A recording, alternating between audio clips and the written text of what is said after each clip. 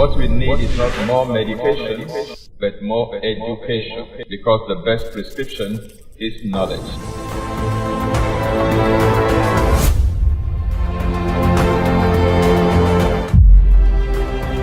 This is Exposé coming to you live from Lagos, Nigeria, every Monday on Instagram, YouTube, and Facebook simultaneously. I'm your regular host, Tony Akinyemi. Don't forget, what we need is not more medication, but more education, because the best prescription is knowledge.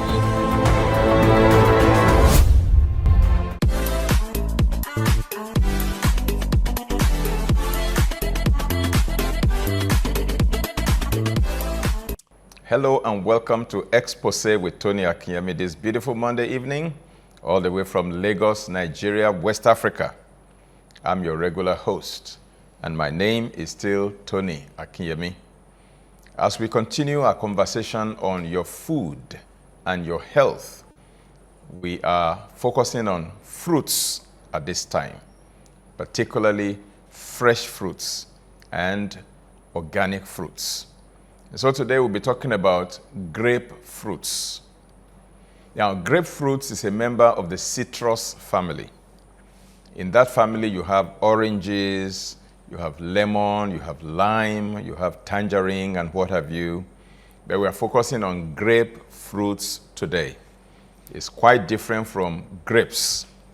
Grapes are the ones that come in tiny, bunches that are used for making wine. But grapefruit is a member of the citrus family. Now, grapefruits are high in vitamin C as well as other antioxidants. Grapefruit increases the natural cleansing process of the liver. In other words, it helps the liver in cleaning out.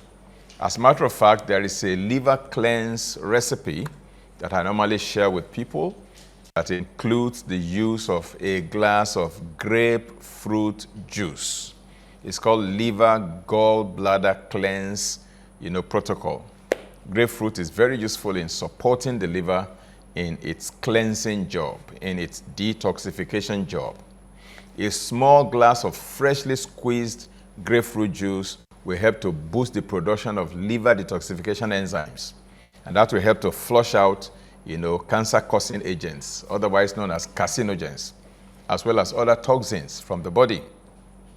Now, apart from vitamin C, grapefruit is also rich in minerals such as calcium, potassium, phosphorus, and co. Now, it also has another substance known as bioflavonoids. And bioflavonoids actually help the body to get rid of toxins as well. Now, however, some caution must be exercised with the regular use of grapefruits because of possible drug interactions, as well as other effects that grapefruit or grapefruit juice may have on the body. Now, there was an article that was written by Jan Sinatra, a registered nurse, on February 25 in the year 2010.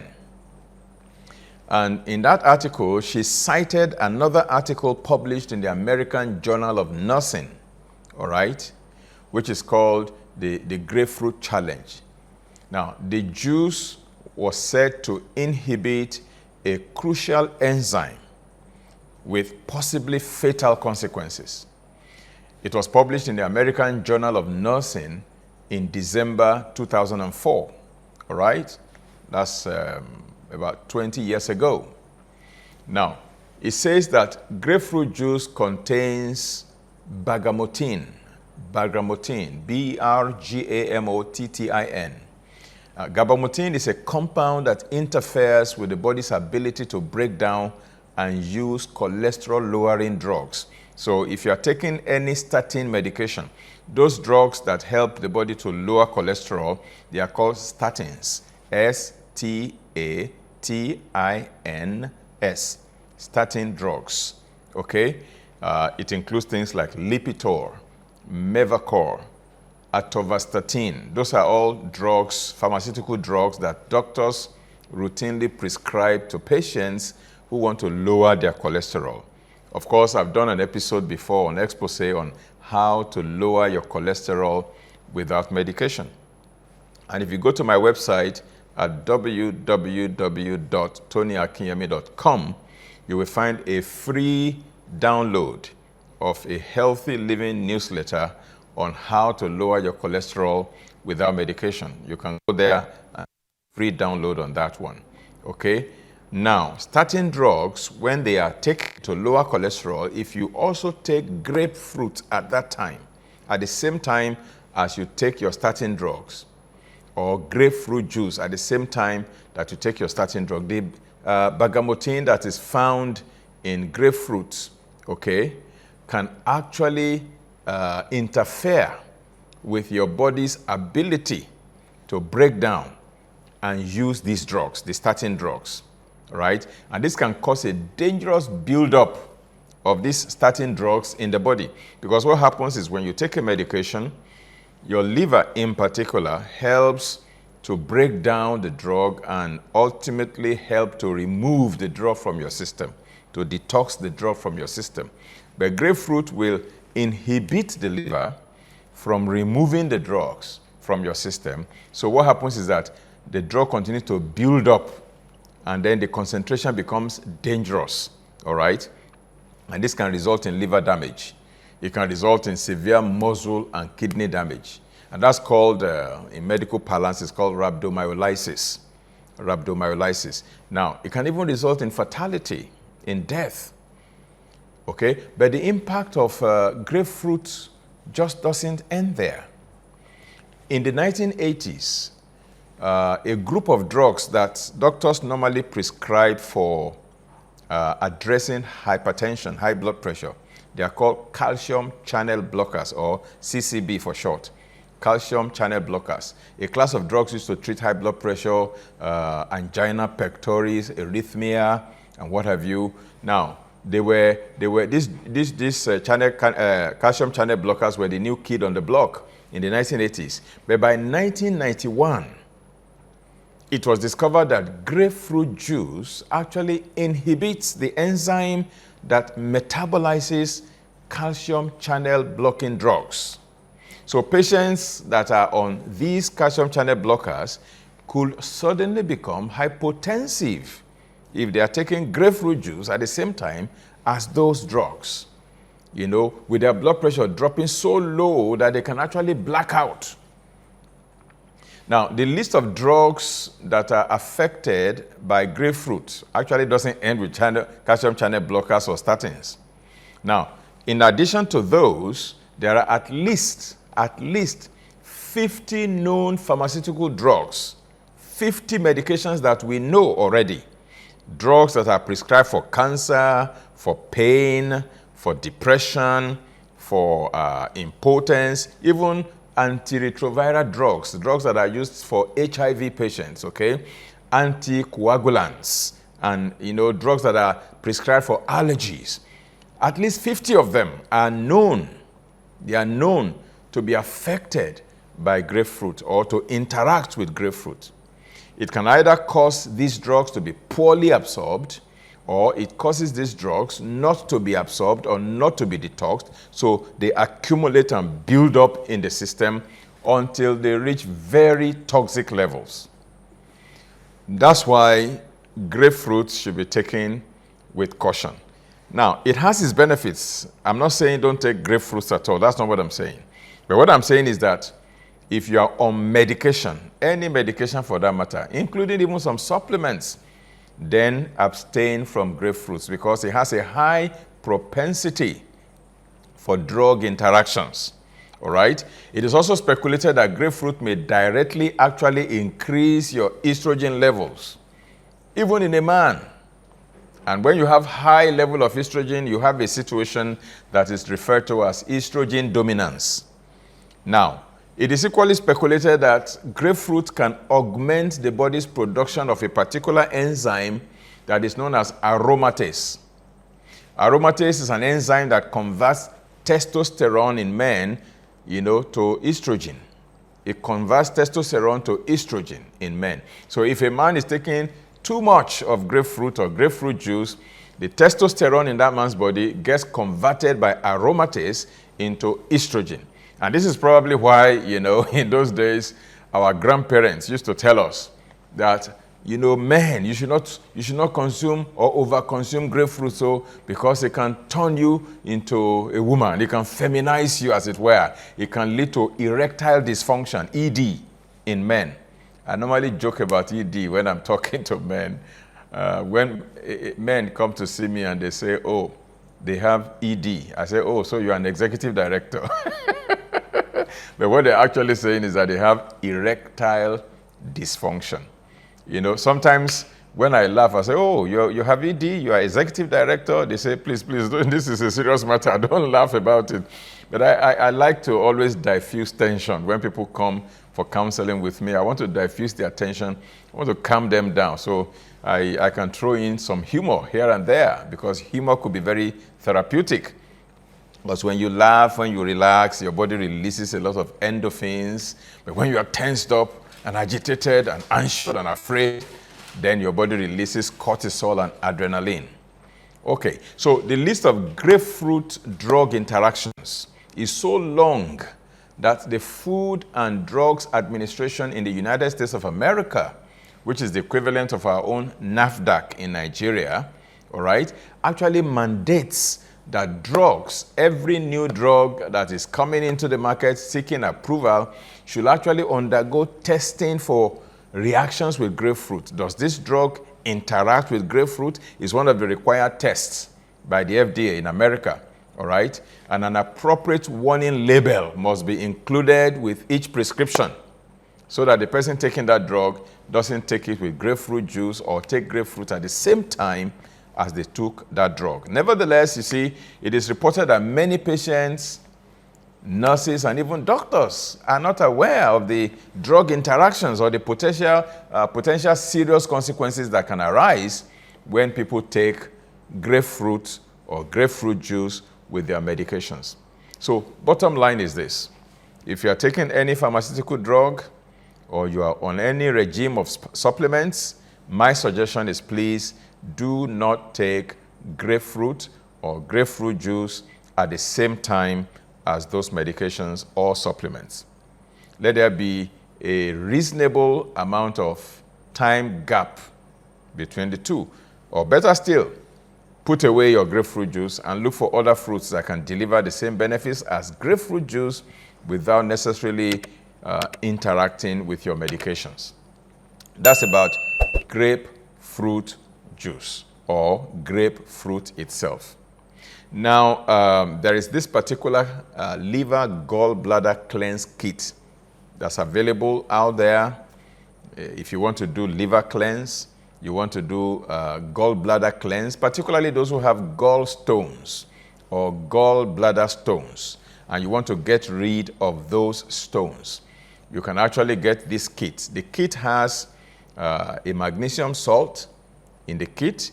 It's got 2 capsules of a sedative supplement. It's got some ozonated oil in there. So those are the things you find inside the kit. It's called the liver gallbladder cleanse kit. So you have ozonated olive oil, you have a magnesium salt, and then you have the supplement that serves as a sedative to help you sleep.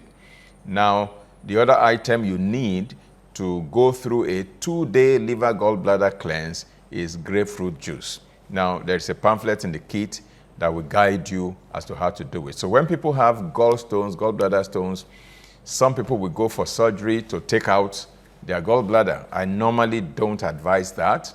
If it's just gallstones, that can come out in 48 hours. You don't need surgery. You don't need that invasive procedure. You don't need it. Gallstones can be eliminated. Your liver can be cleansed. Your gallbladder can be cleansed using the gallstone or liver gallstone or gallbladder cleanse kit with grapefruit juice. All right. Now we're going to go on a short break, and when we come back, we will look at other members of the citrus family. Lemons, limes, oranges, tangerine, and what have you. And the very wonderful benefits that this family of fruits offer to all of us. Again, don't forget that in our institute at Rafa Institute of Healthy Living, in Module 1, we teach on the classification of fruits as well, so that you know the different classes of fruits. The one we're talking about now, they are called the citrus family of fruits. Vegetables also have their own classifications. You have cruciferous vegetables. I've spoken about that before. You have allium vegetables. I've spoken about that before. You have nightshade vegetables. Each category has quite a number. Some of them have up to 10, 12 different members of their family. Now, the citrus family of fruits, those ones have, the first one we have spoken about today is grapefruit. When I come back from this short break, we will start talking about other members of the citrus family. Don't go away. I'll be back very shortly.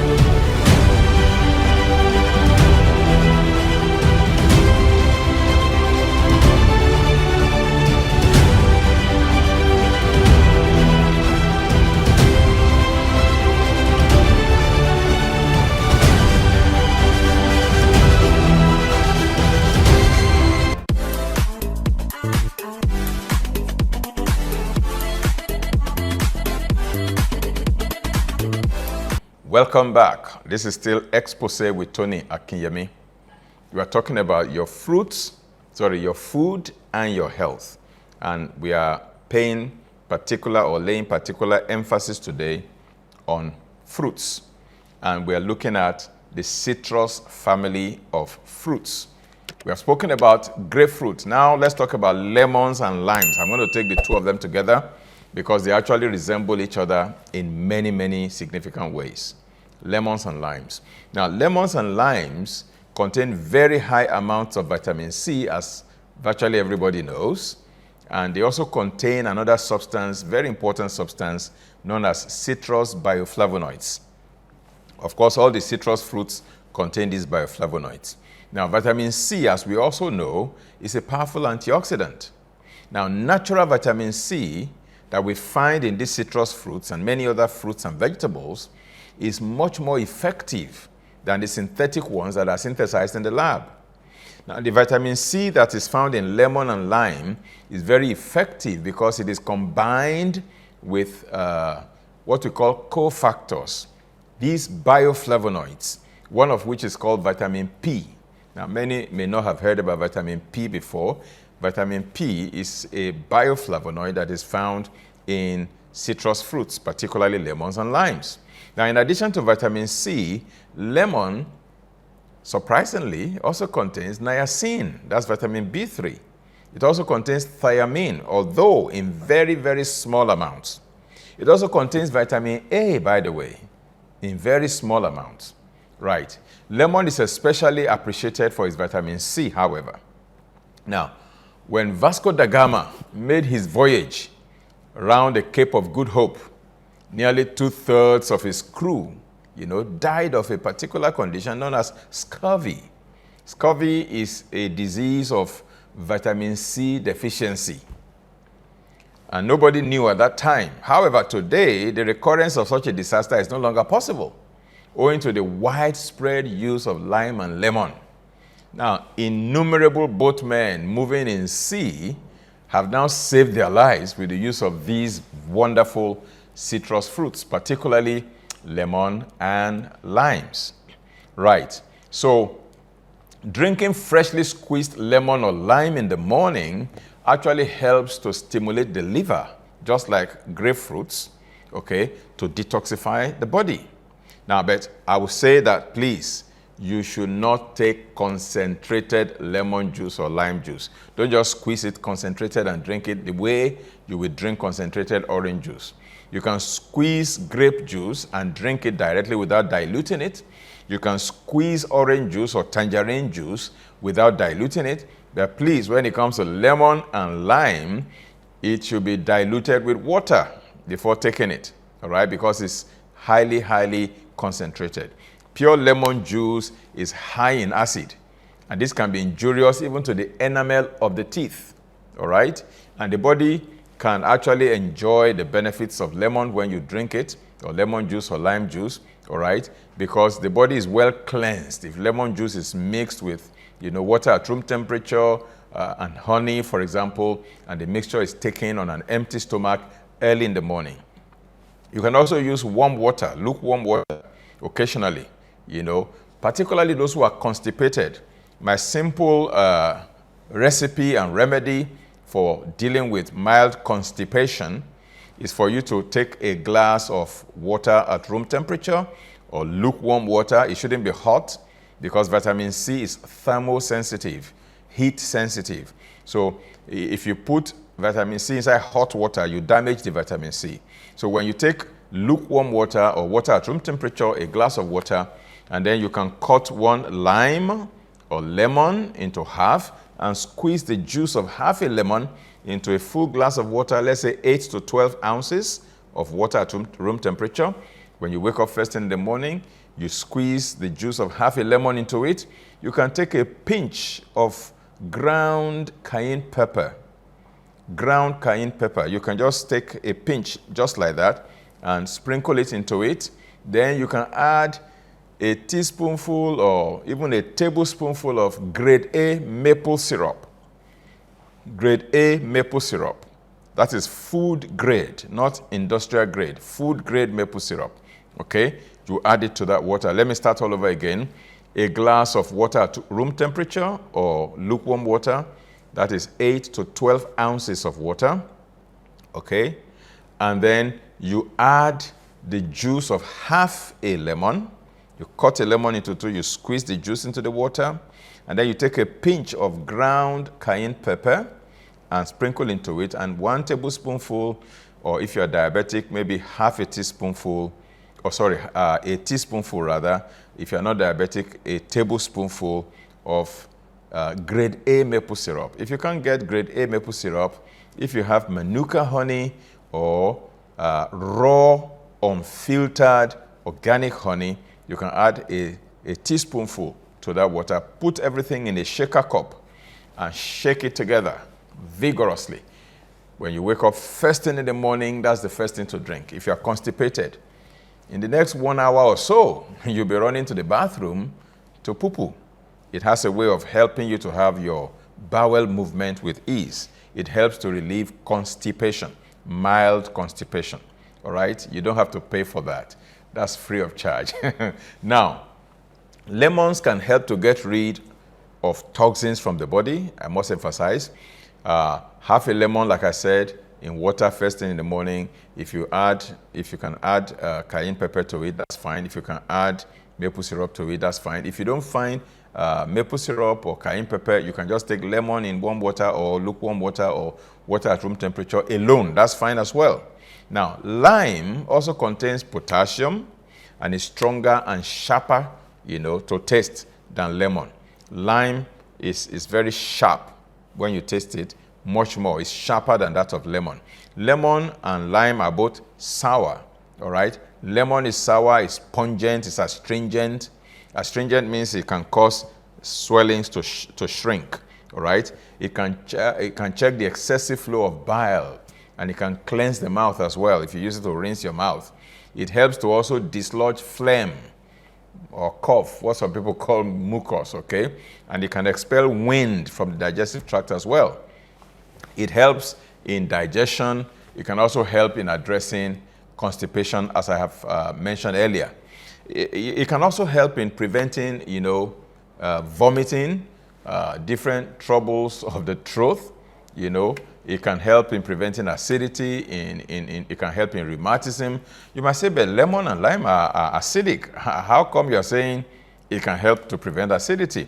The mystery is that when you take any of the citruses, all of them are acidic in nature to varying degrees, Okay, but when you consume them and your body processes them, digests them, it leaves an alkaline ash in your system. That way it helps to alkalize your body.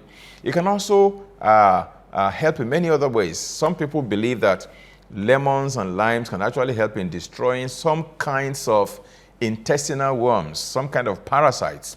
Now, though lemon is acidic to taste, like I said, it leaves an alkaline residue in the body. And this is why it is useful, in addressing symptoms of acidosis. Now, lemon juice is a powerful, antibacterial or antibiotic as well to certain microbes. It's been proved by experiments that,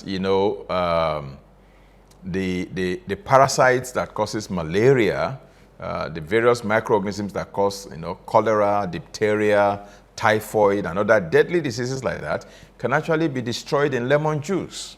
So lemon juice can prevent different strains of, flu, viruses, malaria parasites, and what have you. In that sense, it can help in addressing, the symptoms of cold. Again, because it also has vitamin C, it helps in addressing cold. Now, lemon juice gives good relief as well in fever when there's high temperature. Lemon juice mixed with water is useful in quenching the thirst that, particularly those who are diabetic, they normally feel very thirsty from time to time. They may be drinking water, but they keep feeling thirsty and thirsty again, all right? That's one of the symptoms of diabetes. Now, when you put a little lemon juice in your water, it helps a great deal in quenching your thirst. It gives almost immediate relief as well for certain abdominal disorders. When you put lemon juice in lukewarm water and drink it, in some cases, not all cases, it may help to give some relief for those abdominal disorders. Now, lemons and lemon juice can also help to calm the nerves. It can calm the nerves as well as the heart. It can allay troublesome palpitations. All right? Now, the citrus bioflavonoids, otherwise known as vitamin P, that is found in lemon, can strengthen our blood vessels and help to prevent internal hemorrhage. In fact, what I do when people have, weak blood vessels, like when they have aneurysm or they have hemorrhoids, bleeding hemorrhoids and stuff like that, or people who have suffered from hemorrhagic strokes, where a blood vessel has burst in the brain and bleeding into the brain, to repair the blood vessels, to strengthen the blood vessels, I normally recommend vitamin C with citrus bioflavonoids. Citrus bioflavonoids, which is vitamin P. So we're looking at vitamin C with vitamin P, and I also normally recommend the mineral copper. And then there is also rutin, which is also found on the skin of citrus fruits, on lemon, on lime, on oranges, and what have you. So when you have citrus bioflavonoids, one of which is rutin, R-U-T-I-N, I normally give, like, if a person has just suffered maybe a stroke or is having bleeding hemorrhoid episode or aneurysm or things like that, I would normally recommend that they take, as much as 2,000 to 3,000 milligrams 3 times a day. Okay, and then after 1, 2, 3 days, they can then taper it down to 1,000 milligrams 3 times a day and taper it down to 500 milligrams 3 times a day until later, maybe just 500 milligrams a day will be enough. And that helps in strengthening blood vessels, okay? And it helps in preventing internal hemorrhage. Now, it is therefore extremely useful for those who have hypertension, so they don't have their blood vessels under pressure bursting, which can lead to cerebrovascular accidents. That is the blood vessel in the brain bursting to cause hemorrhagic stroke. Now, the most valuable ingredient in lemon, next to vitamin C, of course, is also an acid, is ascorbic acid. Next to ascorbic acid is citric acid. Lemons and limes also have citric acid in them, all right? And they contain other substances, okay, such as potassium, you know, and what have you. And the potassium in lemon actually is more than what you find in apples or grapes. And potassium is highly beneficial to the heart. Okay? Lemon has been used for many years in addressing gout and rheumatism. Gout is, you know, a kind of arthritis that normally afflicts the big toes of the leg, particularly in men. It's called gouty arthritis, G-O-U-T, gout. All right. Lemon has been used for many years to address gout as well as rheumatism. It can also give relief in kidney and bladder disorders. It can help in cases of hepatitis, you know, liver inflammation, either, you know, non-viral hepatitis or viral hepatitis. It can also serve as a diuretic to stimulate the formation of urine and elimination of excess fluid in the body. Now, lemon has also been proven to be a blessing for mountaineers in the cases of insufficient oxygen as they're climbing mountains and going higher and higher in altitude, and they're having difficulty in breathing. Lemon comes to their rescue. Now, Edmund Hillary, the first man to put his foot on the top of Mount Everest, has admitted that his victory over Mount Everest was greatly due to the use of lemon. Of course, you will know that that's not the only thing that helped him to reach that, you know, height or to attain that feat.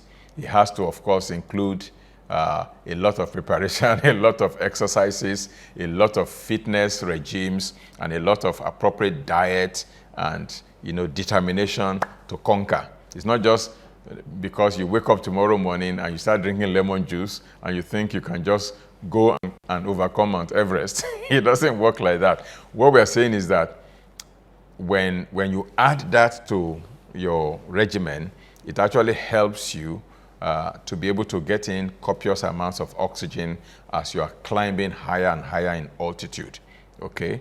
Because the higher you go, the more difficult it is to breathe in oxygen. All right, so that is how far we can go today in the citrus family.